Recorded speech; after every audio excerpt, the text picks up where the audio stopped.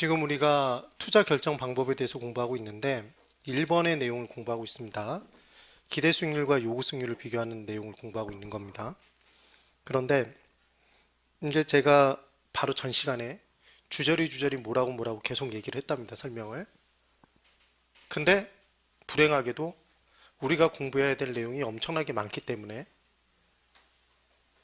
분명히 명확하게 구분을 해놓은 것 같은데 나중에 헷갈리기 시작합니다. 뭐가 헷갈리기 시작하냐면 기대 수익률과 요구 수익률이 그놈 같아 보인다 이겁니다. 근데 요구 수익률은 이제 제가 요구 수익률을 적어보면 여기 보십시오. 요구 수익률은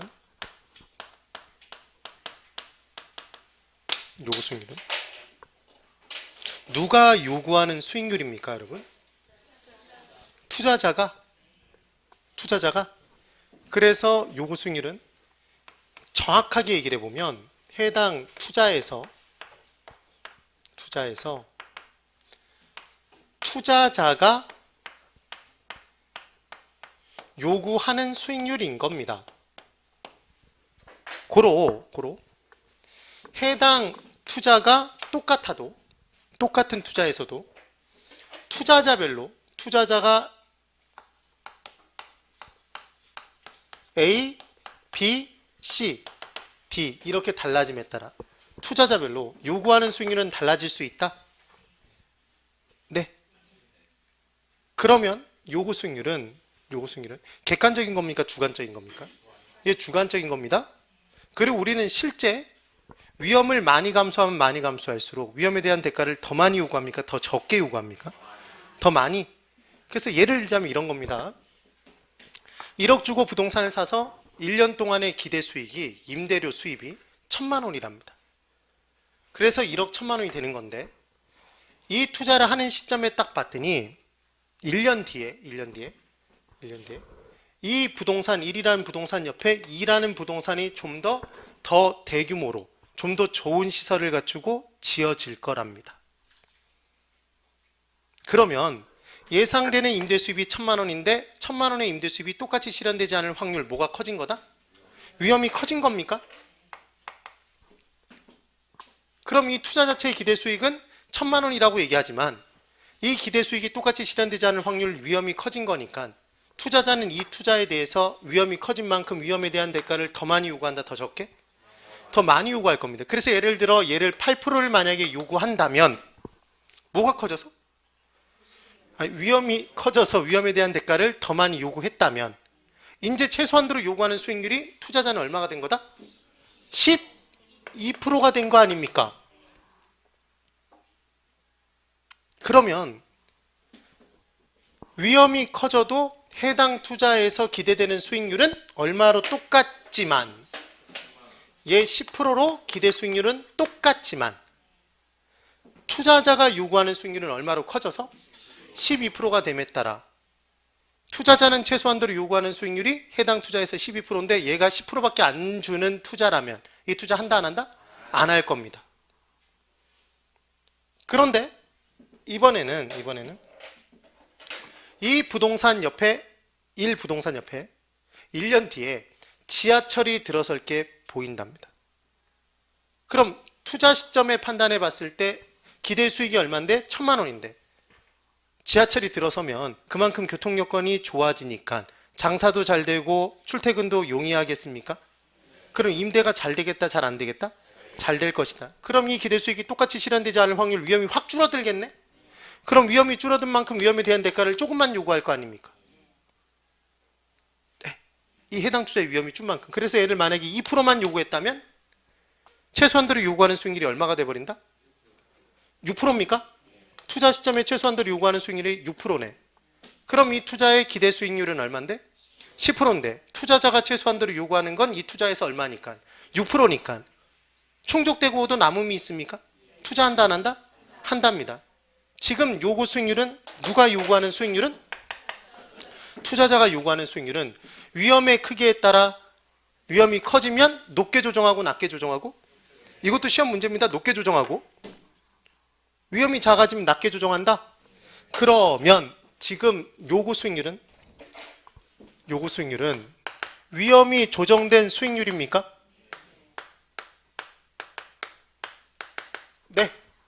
근데 나중에 이 요구 수익률을 뭐 하냐면 할인합니다. 할인. 그래서 얘를 뭐라고 얘기를 하냐면 위험 조정 할인율이라고도 합니다. 그래서 얘를 줄여서 위험 조정률이라고도 하는 것이다.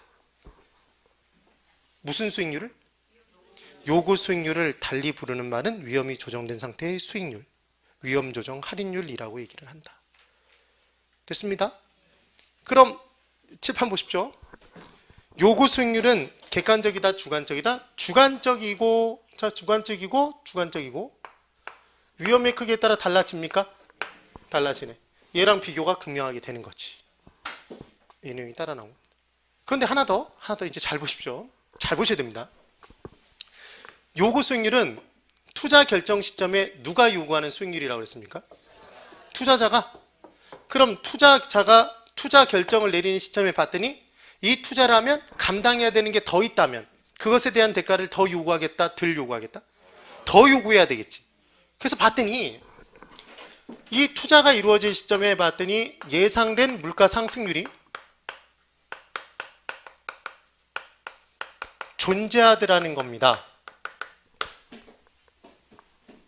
얼마만큼 상승될 것으로 예상이 되냐면 자, 8%, 2%로 조정됐던 내용 빼놓고 요구 수익률이 지금 10%인 상태에서 5%만큼 물가가 상승될 것으로 예상이 된답니다. 그럼 물건의 가격이 올라가면 똑같은 돈을 가지고 살 수 있는 물건의 양이 늘어난다, 줄어든다? 줄어든다. 화폐 가치는 올라간다, 떨어진다? 떨어집니다. 그래서 우리가 봄만 되면 춘투를 합니까? 춘투. 노동계에서 임금을 인상해달라고 봄에 싸우는 거지. 아, 예. 그래서 그 이유가 뭐냐면 그냥 간단히 생각해 보면 월급이 전과 동일하면, 전년도와 동일하면 이 순간에도 물가는 상승되고 있다. 그럼 내 월급, 똑같은 월급을 가지고 살 수 있는 물건의 양은 준다. 그럼 나의 삶의 질은 떨어질 수밖에 없는 겁니다. 그러니까 적어도 뭐만큼은, 물가 상승률만큼은 임금 인상이 이루어져야 똔똔이 되는 거다. 그렇습니까? 그러니까 이거 잘 보십시오. 나는 투자를 하는 시점에 현재 시점을 기준으로 1년 뒤에 1억 1천만 원이 돼서 10% 수익률이 발생할 것으로 예상을 했는데, 이 투자를 하는데 만약에 이때 1년 뒤에 물가가 전부 다 5%만큼 올라버리면 나는 내가 누릴 수 있는 수익률은 10%입니까? 10%보다 작아져 버린 겁니까? 작아져 버린 거지. 그럼 물가 상승만큼 화폐 자산의 가치가 떨어질 위험도 존재하는 겁니까? 이 투자를 하면? 이 투자를 안 하고 지금 써버렸다면 아무 상관이 없는데, 네.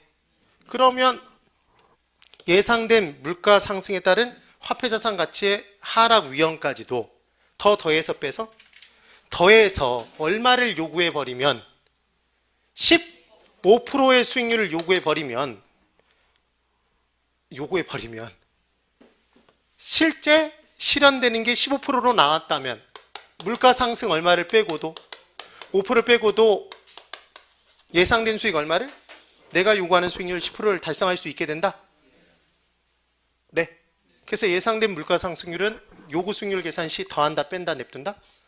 더하게 돼 있다. 이렇게 더해서 구하는 걸 얘를 무슨 효과라고 얘기를 하냐면, 이거 나중에 다 교재에 나옵니다. 피셔 효과라고 얘기를 하는 겁니다. 피셔. 경제학자 피셔라는 사람이 만든 이론이라는 얘기입니다. 근데 얘를 외울 때도 어떻게 기억하면 되냐면, 물가가 상승될 때, 담배값이 계속해서 올라갈 때 옆에 사람이 옥상 가서 담배 피러 가자고 얘기를 하면 당신이나 피셔? 아, 예, 그렇게 얘기를 하면 됩니다. 괜한 얘기를 했나 봐. 그래서 얘는 더한다, 뺀다? 더한다. 근데 중요한 건 뭘 개념으로 기억하는 게 굉장히 중요하냐면, 그럼 얘가 만약에 예상치 못한 물가 상승률이랍니다. 시험 문제 어떤 문제가 나오냐면, 예전에 이런 문제가 나왔던 겁니다. 무위험률 4%, 위험할증률 6%, 예상된 물가 상승률 5%면 요구 수익률은 얼마입니까? 이렇게 문제가 나온 겁니다. 답이 얼마입니까? 15%. 다 더하면 될 거 아닙니까? 그렇게 내놓고 나중에는 다 더한다는 사실을 사람들이 알고 있을 것 같으니까 이제 뭘 낸 거냐면 얘를 예상치 못한으로 바꿉니다. 그럼 이 예상치 못한은 누가 예상치 못한? 투자자가. 그럼 투자자는 예상치 못한 것을 반영시킬 수 있다 없다 요구 수익률에? 투자 결정시의 요구 수익률에 반영시킬 수가 없는 겁니다. 그러니까 얘는 더한다 뺀다 냅둔다. 냅둬야 되겠네 당연히. 네. 그러니까 예상되는 누가 예상하는 거다? 투자자가. 그럼 잘 보십시오. 얘가 만약에 발생된 이라면 이 물가 상승률이 이번엔 발생된 물가 상승률이랍니다. 그럼 발생되는 이미 발생된 겁니까? 그럼 이미 이 돈의 가치가 떨어진 겁니까? 이 투자를 안 해도 이 돈의 가치 떨어진 거네? 그럼 지금 투자자가 요구하는 수익률은 해당 투자에서 요구하는 수익률은 투자자가 해당 투자를 함에 따라 감당해야 되는 것에 대한 대가를 얘기하는 거다 우리가? 그렇지 않습니까? 그럼 이미 발생된 물가 상승률은 해당 투자를 함에 따라 감당해야 되는 것이 아닌 거지. 예? 1년 뒤 예상된 물가 상승률은 이 돈을 지금 안 쓰고 이 투자를 하면 1년을 견뎌야 되니까 이 투자를 함에 따라 감당해야 되는 것이어서 대가를 요구하는 거지만, 그래서 더하는 거지만 이미 발생된 건 이 돈, 지금 현재 돈의 가치가 떨어져 버린 거지 이거. 이 투자를 함에 따라 감당해야 되는 게 아니라니까. 그러니까 더한다 뺀다 냅둔다? 냅두는 겁니다. 빼는 게 아니라. 예? 그래서 중요한 건 요구 수익률은 언제 요구하는 수익률입니까? 투자 결정 시점에. 누가? 투자자가. 객관적으로 주관적으로? 주관적으로. 왜 주관적이라는 표현을 자꾸 쓰냐면 이걸 그대로 보십시오. A와 B와 C가 있습니다. 제가 아까 처음 위험이란 표현을 썼었는데 이게 제일 이해를 잘 못하는 부분 중에 하나입니다. 잘 보셔야 됩니다. 위험이 있을 때 위험을 좋아하는 사람이 있고 위험을 싫어하는 사람이 있겠습니까, 여러분? 네. 그래서 위험을 좋아하는 사람은 뭐라고 합니까? 위험 선호형이라고 하고, 위험에 대해서는 별로 생각이 없는 사람이 위험 중립형, 위험을 싫어하는 사람은 위험 회피형이다, 이렇게 한번 보자 합니다. 따라 적으실 필요 없습니다. 그럼 동일 위험에 대해서 누가 더 많은 대가를 요구하는지 이제 볼 겁니다. 아까 제가 한번 손을 들어보시라고 얘기했을 때 각각 손이 다 달랐답니다. 들었을 때가. 그럼 이제 제가 설명드린 내용 하나를 듣고 난 다음에 대답을 한번 해보자 이겁니다. 번지점프 해보신 분 손 들어보십시오. 번지점프. 이렇게 손 안 들 줄 알았답니다. 공인중개사반에서는 웬만하면 잘 안 뛰어내립니다. 왜냐하면 지켜야 될 처자식이 있다. 그렇답니다. 수능반에서는 애들 다 뛰어내립니다. 어차피 삶이 별로. 네. 그래서 번지점프는 우리가 잘 안 하는 이유가 뭐냐면 번지점프를 하다가 줄이 끊어져 버릴 수도 있을 것 같다? 그렇지 않습니까? 위험하다, 위험하지 않다? 위험하다. 그 다음 시골에 가서는 절대로 번지점프를 하면 안 됩니다. 시골은 인심이 넉넉합니까? 줄이 좀 더 길지. 그래서 그냥 퍽 이렇게 되는 겁니다. 뭔 말을 하는지 알아야 되는데 웃어야 되는데. 그래서 번점프는 우리에게 분명히 위험입니다. 그래서 우리가 내 돈 내고 수명을 단축할 이유가 없기 때문에 번점프를 웬만하면 안 합니다. 그런데 누가 와서 당신이 번지점프를 하면 내가 대가를 줄게요, 위험을 감수하는 것에 대한, 번점프를 하는 것에 대한 대가를 줄게요, 돈을 주겠다고 얘기하면 뛰어내릴 수도 있습니까? 그렇겠지. 뛰어내릴 수 있을 겁니다. 그래서 A와 B를 번지점프대 위에 딱 올려놓고, 둘을 딱 올려놓고 100원을 주겠다고 얘기한 겁니다. 100원. 100억이 아니라 100원 주겠다고. 그랬더니 A가 벌써 없답니다. A가 벌써 뛰어내렸다니까 지금. 그럼 A는 번지점프를 평소에도 좋아하는 사람, 싫어하는 사람? 좋아하니까 대가를 조금만 바꿔도 뛰어내린 겁니다. 신나서 뛰어내린 거지. 근데 B는 100원, 1000원, 만원, 10만원, 100만원 꿈쩍도 안 합니다. 1000만원 약간 꿈틀 아직도 뛰어내리지 않은 거예요. 1억 준다고 얘기했더니 1억 그러면서 뛰어내렸답니다. 그럼 B는 번지점프를 좋아하는 사람, 싫어하는 사람? 싫어하는 사람. 그래서 싫어하니까 그 번지점프를 감수하는 것, 그 위험을 감수하는 것에 대한 대가를 많이 받아야지만, 많이 주어져야지만 그 일을 한다. 네. 그러면 동일 위험에 대해서 위험 선호형이 있고 위험 중립형이 있고 위험 회피형이 있을 때 각각 대가를 요구하는 정도가 다를 텐데, 네. 그럼 위험 선호형은 위험을 좋아하는 사람, 싫어하는 사람? 좋아하는 사람이니까 대가를 많이 요구한다, 적게? 적게 요구합니다. 대가 이렇게. 중립형은 시험에 나오질 않습니다. 그럼 위험 회피형은 위험을 좋아한다, 싫어한다? 싫어하니까 이 위험에 대해서, 동일 위험에 대해서 대가를 많이 요구합니까? 대가를 많이 받아야지만 그 일을 할 겁니다. 개념. 그래서 이 뒤에 나오는 뭔가가 있는데 그 부분까지는 볼 필요가 없답니다. 지금은. 그럼 우리는 무엇을 알았냐면,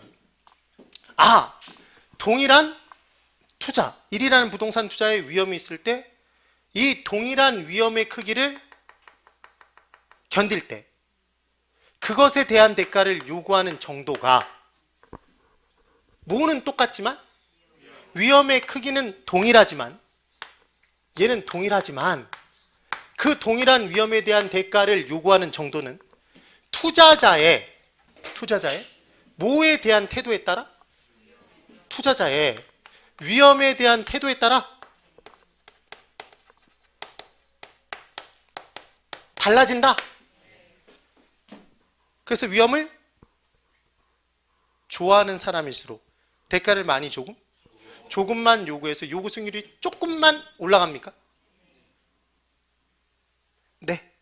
그럼 위험을 싫어하면 싫어할수록 동일 위험에 대한 대가를 더 많이 요구해서 위험할 확률이 커지니까 뭐가 커진다? 요구 승률이 커지는 거지. 그래서 안 할 확률이 커집니까? 이 투자를 안 할 확률이 커지는 거지. 네. 이 내용이 되는 겁니다.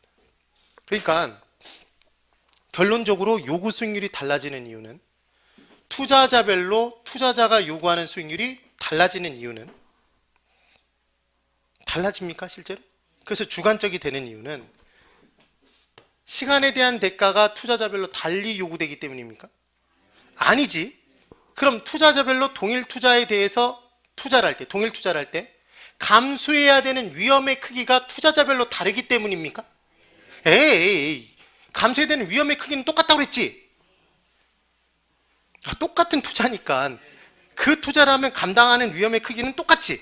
제가 하든 여러분들이 하든. 근데 뭐가 다르므로? 위험에 대한 태도가 투자자별로 다르므로. 위험에 대한 대가를 요구하는 정도가 투자자별로 이게 다른 거다? 위험할 증률이 달라져서. 위험의 크기가 다른 게 아니라 위험에 대한 태도가 달라서 위험에 대한 대가를 달리 요구한 거지. 그래서 뭐가 달라지는 거다?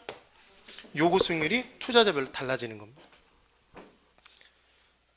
되셨습니까? 네. 그래서 투자자는 생각해보면, 우리가 이제 생각해보면 이겁니다. 기대 수익률이 있을 때, 똑같은 해당 투자의 기대 수익률이 있을 때 투자자가 요구하는 게 적으면 적을수록, 해당 투자에서 투자자가 요구하는 게 적으면 적을수록 투자자는 만족할 가능성이 높습니까? 그치? 만족할 가능성이 높은 겁니다. 근데 투자자가 요구하는 게 커지면 커질수록 얘는 불만족스러울 가능성이 크지. 그럼 만족하지 않으면 안 사는 겁니다. 뭘 놓고? 기대 수익률을 놓고 뭐와 비교해서? 요구 수익률과 비교해서 기대 수익률이 크거나 같으면 투자, 작으면 투자하지 않는 건데. 네. 그러면 실제로 위험 선호형과 위험 회피형이 있을 때 누구는 막 지르고 다니겠다? 위험 선호형은. 뭐가 작으니까? 위험에 대한 대가를 조금씩만 요구하니까 요구 수익률이 기본적으로 낮을 거 아닙니까? 그러니까 얘도 보면 만족스럽고 얘도 보면 만족스럽지 지금. 지르고 다니는 겁니다. 근데 위험 회피형은 위험에 대한 대가를 많이 요구하니까 결국은 요구 수익률이 높아진다? 전체 요구 수익률이 커질 거 아닙니까? 그럼 얘도 불만족스럽고 얘도 불만족스럽고 맨날 보고만 다니는 거지. 그럼 일반적인 투자자는, 질문. 일반적인 투기자는 여기저기 지르고 다닙니까? 그래서 투기자는 일반적으로 위험 선호형, 위험 회피형. 위험 선호형입니다. 그럼 투자자는 일반적으로 형태가, 위험에 대한 태도는 뭐겠다? 위험 회피형입니다. 그래서 이제까지 시험 문제가 나왔을 때 우리 대다수가 위험 회피형 투자자니까 투자 결정을 내리는 문제가 나오면 단 투자자는 위험 회피형이라는 전제하에 문제를 풀 것이라고 나오지, 위험 선호형이라면 어떤 결정을 내릴 것이냐 이런 문제를 내지 않는다는 얘기입니다. 네. 왜냐하면 우리는 가상의 이론을 공부하는 겁니까? 이미 경험하고 있는 내용들을 학문으로 정리한 거다? 이미 경험한 것. 그럼 투자 결정을 내릴 때 다른 이상한 조건을 넣어놓고 이게 바뀌어지는 걸 공부하겠습니까? 이 내용에 맞춰서 공부하는 거다? 이 내용에 맞춰서 공부하는 겁니다. 뭘 이미 알고 시작하는 거다? 결론을 알고. 출발해서 끼워 맞추면 되는 학문이기 때문에 이게 쉬운 겁니다. 결론이 그때그때마다 막 달라지는 거라면 공부할 게 한정없이 많아지겠지만 지금 그래서 쉬워지는 겁니다. 됐습니다. 그래서 뭐와 뭐를 구분하는 내용을 공부했다? 기대 수익률과 요구 수익률. 그리하여 자 여기를 보십시오. 이제 적습니다. 기대 수익률은 칠판. 이것만 정확히 대답하면 여러분들 정확히 이해한 겁니다. 기대 수익률은 투자자가 개입될 여지가 있다 없다? 없다. 얘는 어디에서? 해당 투자에서. 왜 제가 계속 그 얘기를 강조하냐면 이게 1 부동산 투자가 아니라 2 부동산 투자여서 얘가 3년 뒤에 들어오는 금액이고 이 위험이 더 크다면, 위험이 크고 얘가 만약에 1억 2천이라면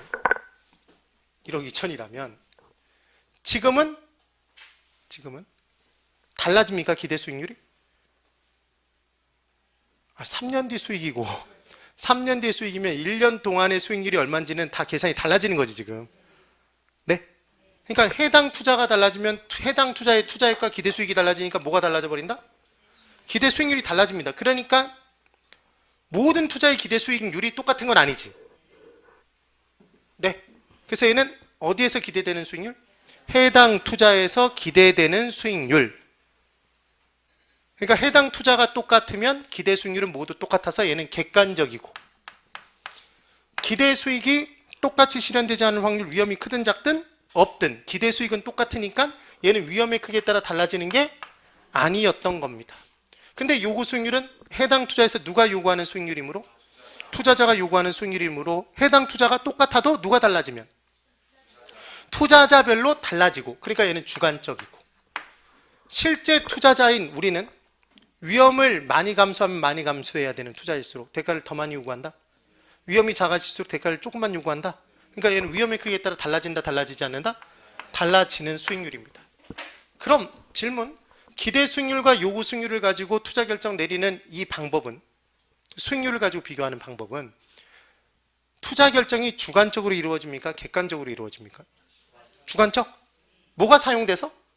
요구 수익률. 그럼 질문. 제가 아까 뭐라고 처음 출발했냐면 이 세 가지 방법 다 투자자는 비교를 통해서 투자 결정을 내리는데 하나는 객관적이고 하나는 주관적이라고 얘기를 했습니다.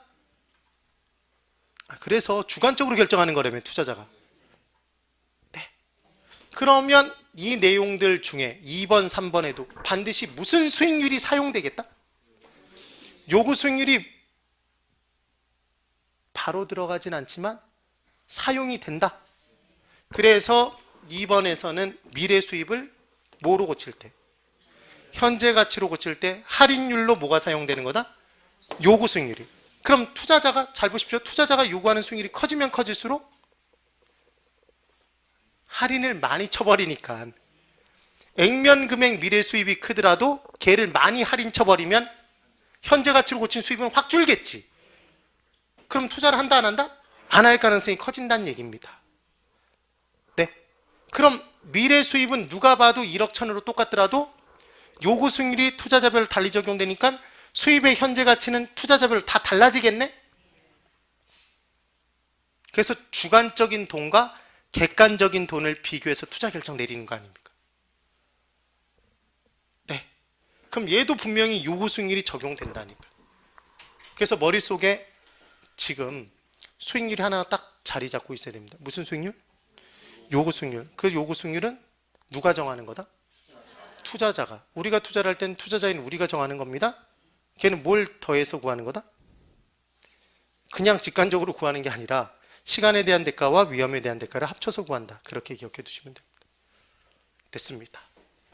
그런데 이제 그럼 이 방법의 이름을 기대 수익률을 가지고 투자 결정 내리니까 기대 수익률법이라고 얘기하면 사람들이 다 알아차린다? 다 알아차립니다. 그 내용이구나. 그래서 알아차리기 어렵게 얘를 무슨 수익률법이라고 얘기를 하냐면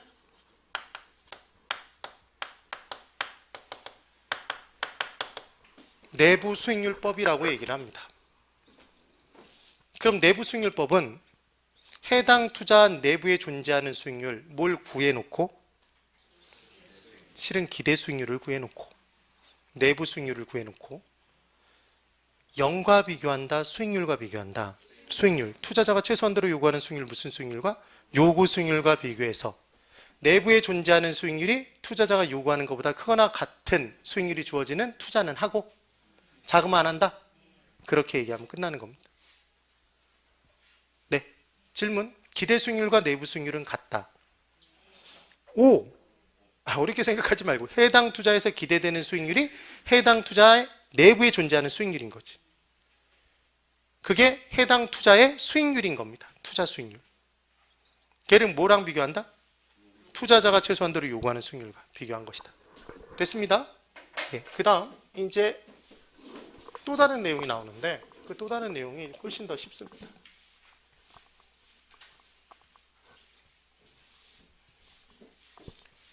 이걸 보시면서 이제 앞으로 이런 대답하면 안 됩니다. 요구 수익률은 해당 투자에서 요구되는 수익률이다. 이렇게 외우기 시작하면 한도 끝도 없는 겁니다.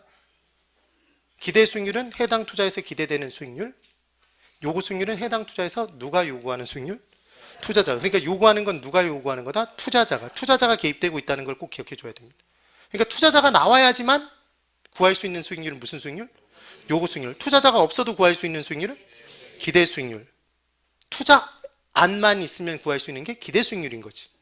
지금 그 내용. 근데 투자 결정은 누가 내림으로? 투자자가 내림으로 투자자가 나오기 전에는 투자 결정을 내릴 수 없는 거지. 그러니까 무슨 수익률이 있어야 되는 거다? 요구 수익률이 있어야 내부 수익률을 가지고 투자 결정을 내릴 수 있는 겁니다. 네. 그 얘기입니다. 그 다음 이제 이쪽. 이게 첫 번째 1번입니다. 1번의 내용이었고 1번. 그 다음 2번의 내용. 2번의 내용. 읽어보십시오. 이제 투자안이 있으면 1이라는 투자안이 있으면 이 투자를 통한 현금 흐름을 쫙 분석을 합니다. 그래서 이 돈을 두 가지로 구분합니다. 뭐함으로 구분하냐면 수입과 지출로 구분합니다. 이게 우리가 가장 쉽게 하는 수지 맞춰보는 겁니다. 그래서 수입이 지출보다 크거나 같으면 투자하고 얘가 작으면 지출이 더 크면 투자하지 않습니다. 그런데 이렇게 비교하는 겁니다. 근데 이렇게 그냥 얘기하면 문제에서 이렇게 나왔을 때 틀릴 사람이 있겠는지 보십시오. 먼저 문제가 이렇게 나온 겁니다. 문제 1. 수입이 지출보다 크면 투자를 기각한다. 이렇게 문제가 나온 겁니다. OX? X?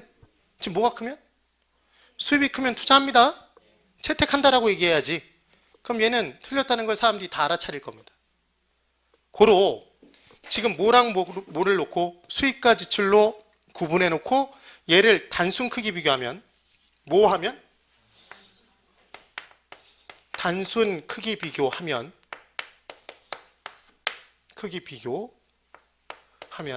모를 사람이 없답니다. 틀릴 사람이 없다니까. 그런데 이제 이렇게 사람들이 다 맞히는 게 좋으니까 싫으니까? 싫으니까. 누가 싫으니까? 제가? 저는 다 맞추면 좋아합니다. 출제자가 싫어하니까. 이 내용을 그 다음 학자들이 이렇게만 얘기하고 끝나면 학문 같아 보이지가 않지 않습니까? 그래서 학문처럼 뭔가 어려운 표현을 써서 바꿔놔야 됩니다. 그래서 이제 나온 게 뭐냐면 크기 비교를 하는데 한 번은 빼서 크기를 비교하는 겁니다. 한 번은 뭐에서 비교한다? 빼서 크기를 비교해 보는 겁니다. 그럼 얘는 어떻게 하는 거냐면 이렇게 하는 겁니다. 수입에서 지출을 빼는 겁니다. 그래서 얘가 0보다 크거나 같으면 앞에 건 뭐가? 수입이 뭐보다? 지출보다 크거나 같은 거다. 그러니까 이때는 투자를 한다 안 한다? 한다. 그럼 수입에서 지출을 뺀 놈이 0보다 작으면 뭐가 더 큰 겁니까? 지출이 큰 거니까 투자하지 않는다? 이렇게 얘기를 한 겁니다. 그럼 지금 첫 번째 방법은 수입과 지출의 크기 비교인데 뭐에서 크기 비교? 빼서 크기 비교입니다. 그랬더니 기준이 얼마가 된 겁니까? 0 기준이 된 거다? 빼서 크기 비교할 땐 0 기준이 된 거지. 그래서 0보다 크거나 같으면 투자하고 작으면 투자하지 않는다가 된 겁니다. 네. 그 다음 두 번째, 지금 뭐 하고 있는지 보셔야 됩니다. 지금 궁극적으로는 뭐와 뭐의 크기 비교나? 어떤 투자가 있으면 그 투자를 통한 돈들, 현금 흐름을 쫙 당겨서 내 입장에 들어오는 돈 수입, 나가는 돈 지출 둘로 구분해서 수입이 지출보다 크거나 같으면 투자하고 작으면 투자하지 않는다가 되는 겁니다. 그때 부등호로 단순 비교하면 사람들이 다 알아차리니까 한번 빼서 비교해 본 겁니다. 둘의 크기를. 그 다음 이번엔 두 번째, 나눠서 크기 비교하는 겁니다. 나눠서. 그러면 얘는 수입을 지출로 나눠서 크기를 비교합니다. 이때 얘가 1보다 크거나 같으면 분자인 뭐가? 수입이 분모보다 크거나 같은 겁니까? 투자? 한다가 됩니다. 그럼 얘가 1보다 작다면, 이 수치가 1보다 작다면 얘는 분모인 뭐가? 지출이 더 큰 거네. 그럼 투자한다 안 한다? 안 한답니다. 고로 나눠서 크기 비교할 때는 뭐에서 크기를 비교할 때는? 나눠서 수입과 지출의 크기를 비교할 때는 우리는 알고 싶은 게 뭐니까? 수입이 더 알고 싶습니까? 지출이 알고 싶습니까? 실은 수입이 더 알고 싶은 거죠. 알고 싶은 게 어디? 분자. 수입이 분자, 지출이 분모. 그래서 나눠서 크기 비교할 때는 기준이 얼마가 된다? 그래서 1이 기준인 거지. 네. 그래서 앞으로 문제를 풀 때 빼서 크기 비교인데 1 기준으로 비교하면 X인 거네. 나눠서 크기 비교하는데 0 기준으로 비교하면 X인 겁니다. 이해가 되셨습니까? 그럼 이 식이 어떻게 나오는 거냐면 실은 여기 잘 보십시오. 이거는 분명히 이해가 되십니까? 그래서 지금 수입이 지출보다 크거나 같으면 투자한답니다. 네. 그럼 얘를 넘기면 칠판 얘를 넘기면 얘 마이너스 지출. 그럼 수입 마이너스 지출은 이제 넘어가면 여긴 0. 그럼 이 식이네. 여기서 나온 식이라니까.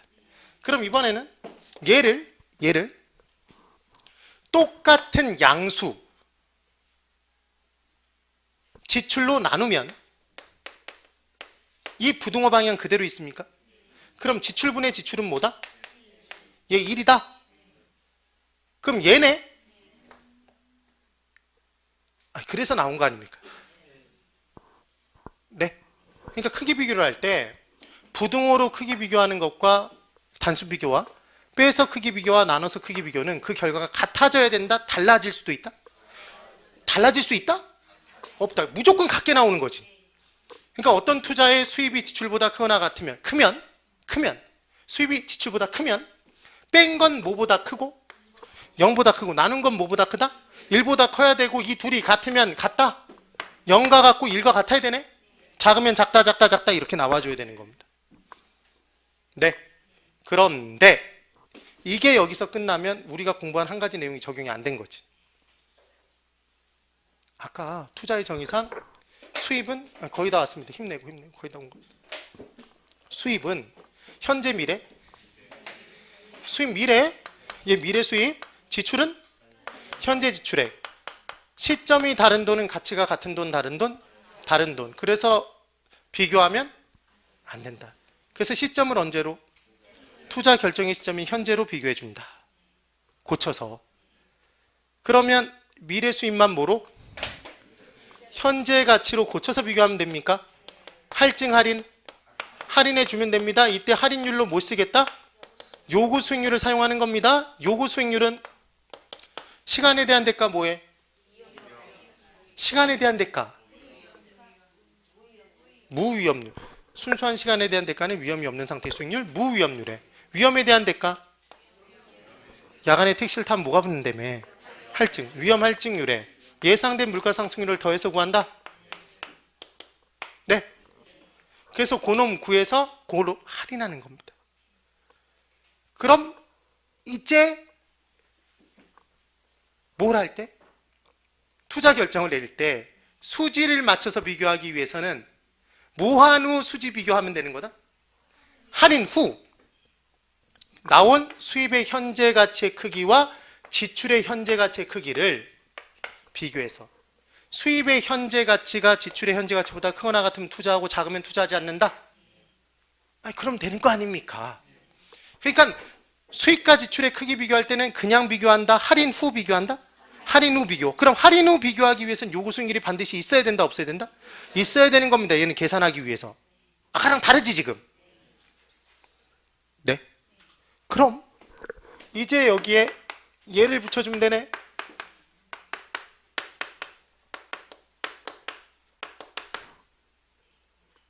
네. 얘를 한 번은 빼서 비교, 한 번은 나눠서 비교하는 내용이면 되는 거지.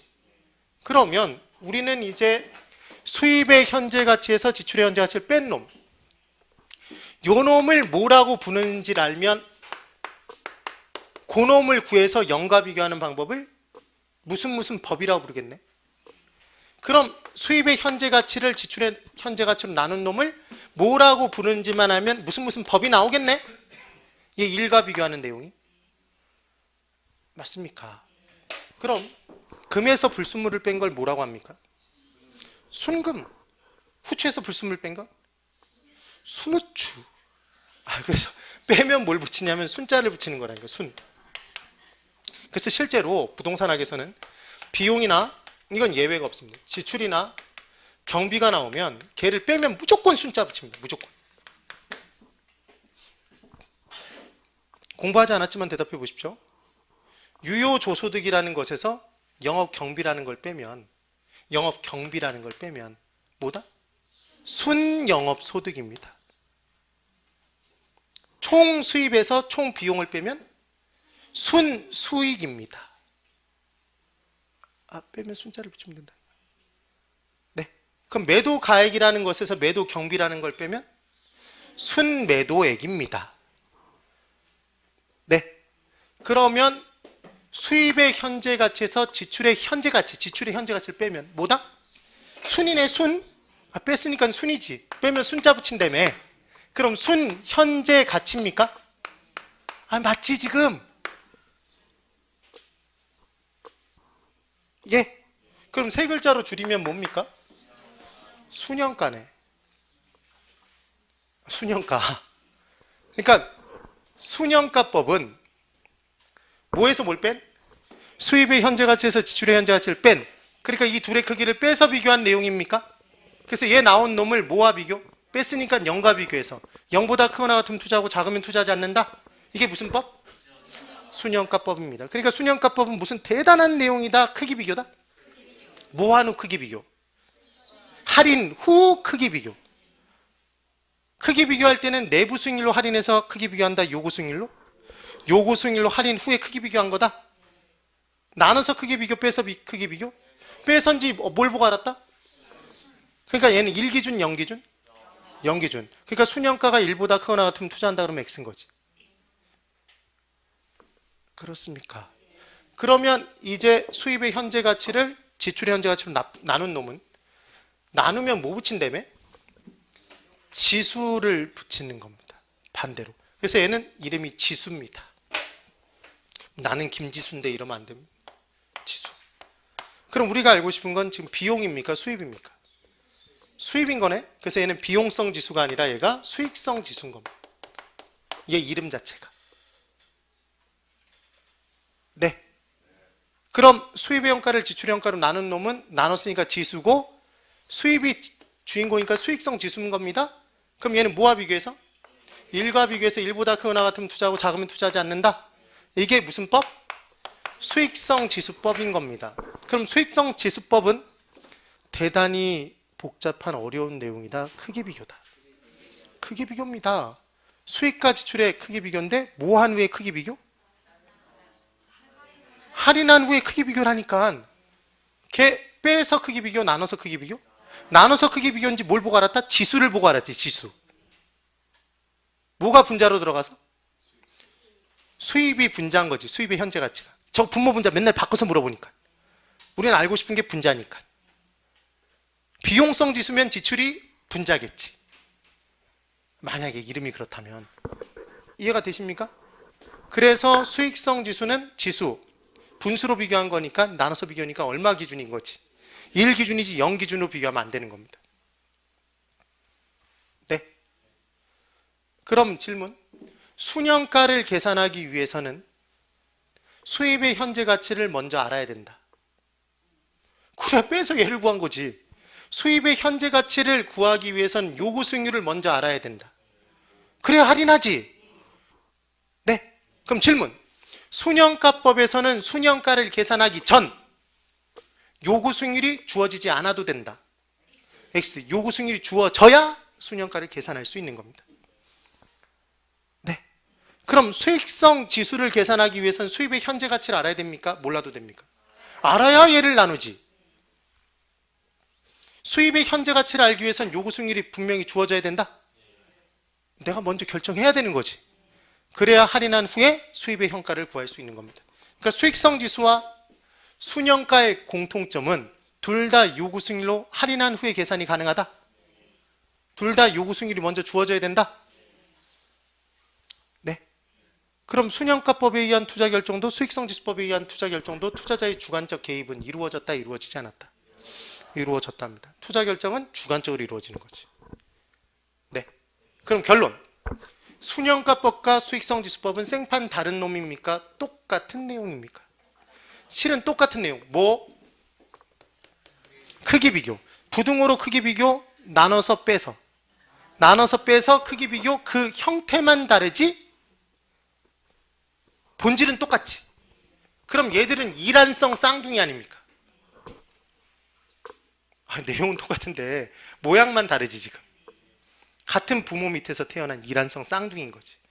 고로 수입의 현재 가치와 지출의 현재 가치가 같은 투자는 뺀 건 뭐는? 순영가는 뭐와 같고? 0과 같고 수익성 지수는 뭐와 같겠네? 1과 같은 투자가 되는 겁니다. 그리고 그 투자는 내부 수익률과 요구 수익률이 같아집니다. 네. 그럼 왜 그런지 이제 설명을 드립니다. 여기를 그대로 보십시오. 이거 이해되십니까? 안 되십니까? 이해가 됩니까? 이해는 되는데 용서는 안 되고 있습니까? 그래서 보통 공부를 해보시면 제가 예전에 대학을 다닐 때 공인회계사 공부를 조금 했었는데 중개사 아니라 공인회계사 그 공부를 할 때 재무관리라는 과목이 있습니다. 그때 뭘 공부하냐면 할인현금 수지분석법을 공부를 합니다. 그래서 지금 우리가 공부하는 내부수익률법, 순영가법, 수익성지수법에 대해서 그때 공부를 했습니다. 물론 훨씬 더 복잡한 현금 흐름들이 주어집니다. 그런데 제가 학원을 다닐 때 순영가법과 수익성지수법과 내부수익률법이 뭘 의미하는지 정말 모르고 다녔습니다. 대학 4년 내내. 4년이 아니라 더 많은 기간을. 학원 다니면서도 유명한 강사한테 들어봤는데 그 어떤 강사도 순영가의 정체가 얘라는 거, 수익성 지수의 정체가 얘라는 것, 얘가 같기 때문에 둘의 결과가 똑같아질 수밖에 없다는 걸 아무도 안 가르쳐줍니다. 그 다음 내부 수익률이 왜 내부 수익률인지도 설명을 안 해줍니다.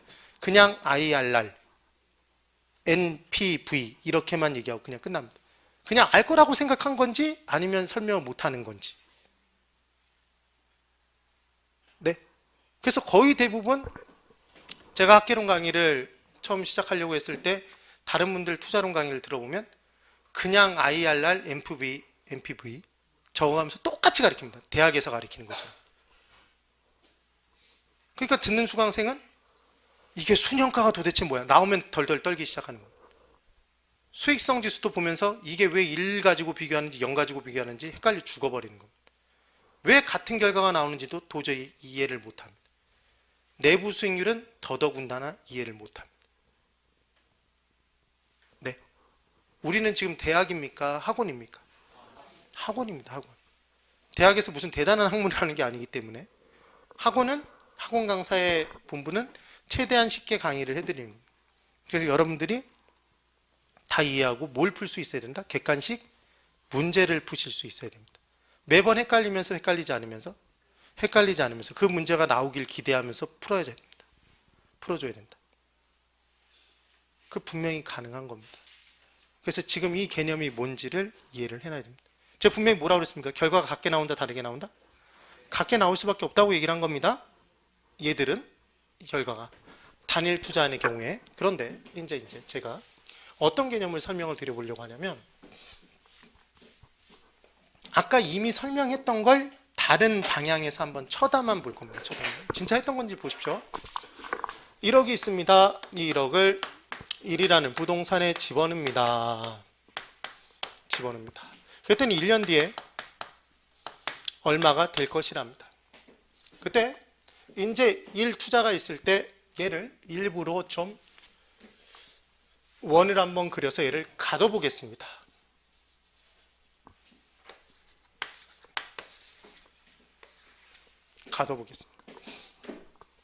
이때 이 투자의 기대 수익률이 얼마냐면, 그대로 보십시오. 기대 수익률이, 이 투자 안의 기대 수익률은 10%랍니다. 그럼 우리는 현재 지금 1억을, 지출의 현재 가치가 얼마입니까? 지출의 현재 가치 1억입니까? 지출의 현재 가치 1억입니다.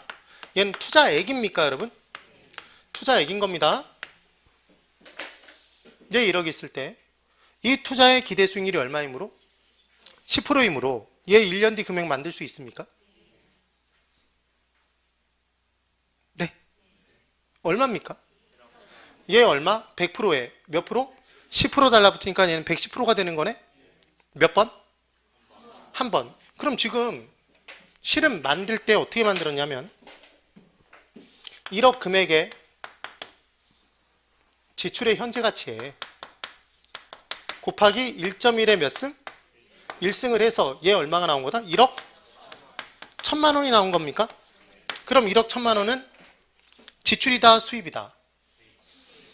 수입입니까? 1년 뒤 들어온다고 그랬으니까 수입입니다. 현재 금액, 미래 금액? 미래 금액입니다. 그래서 미래 수입은, 해당 투자의 미래 수입은 뭐 가지고 계산했다 지금?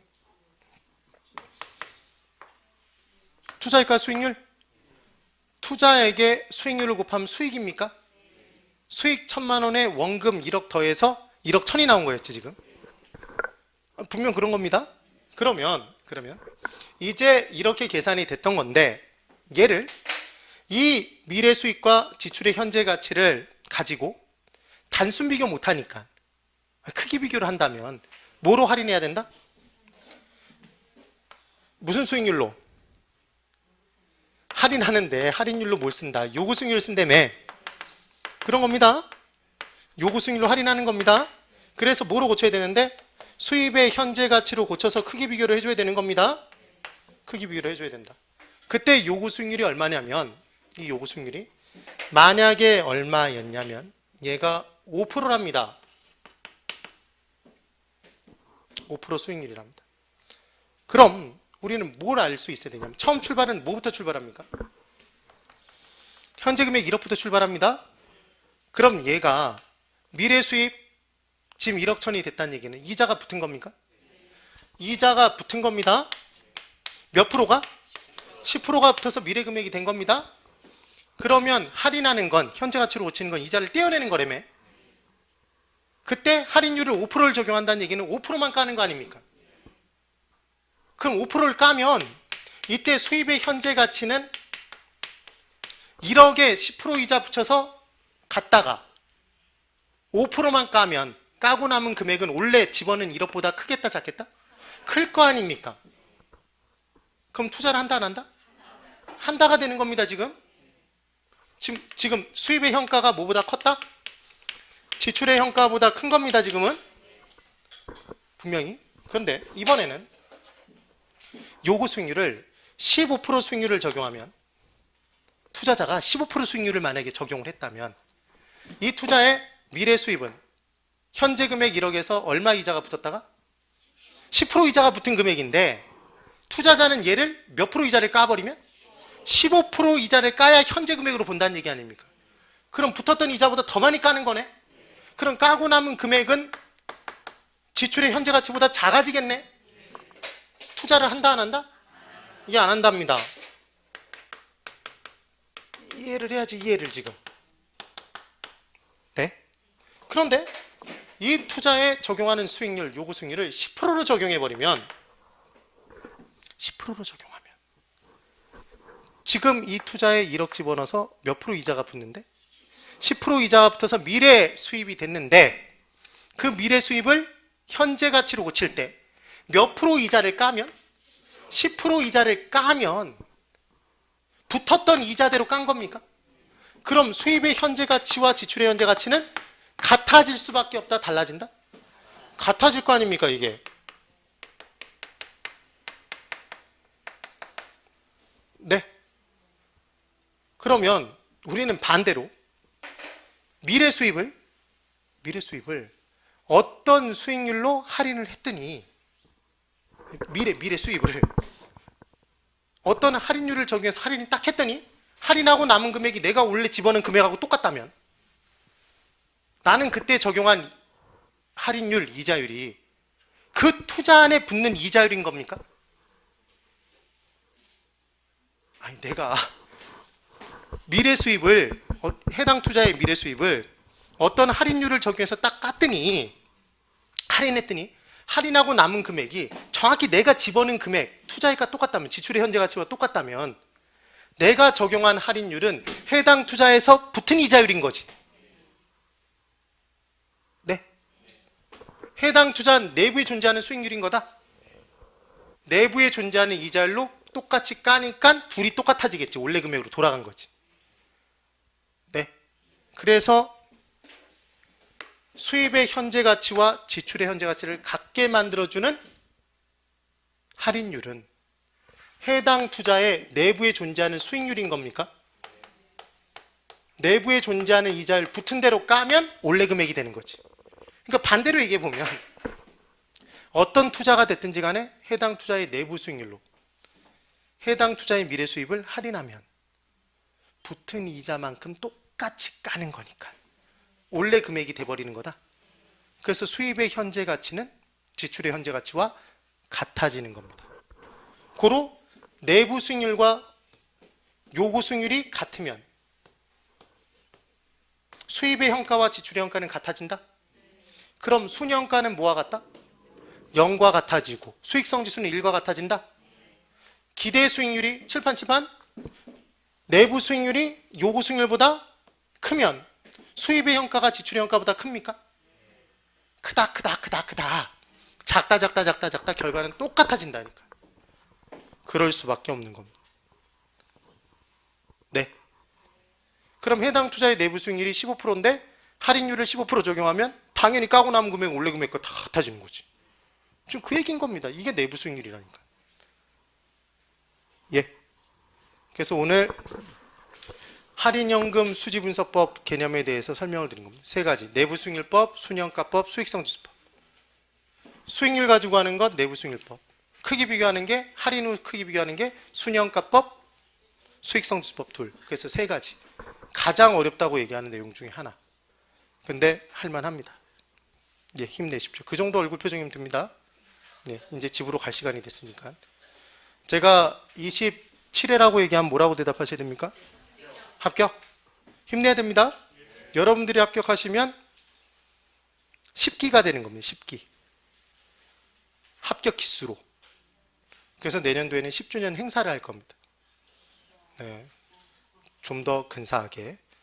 여러분들은 복 받은 겁니다. 중요한 건 내년에 붙어야 됩니다. 그래야 합격생 모임에 나올 수 있습니다. 네. 제가 27회 하면 합격, 힘차게. 27회! 예, 대단히 수고 많으셨습니다. 수고하셨습니다.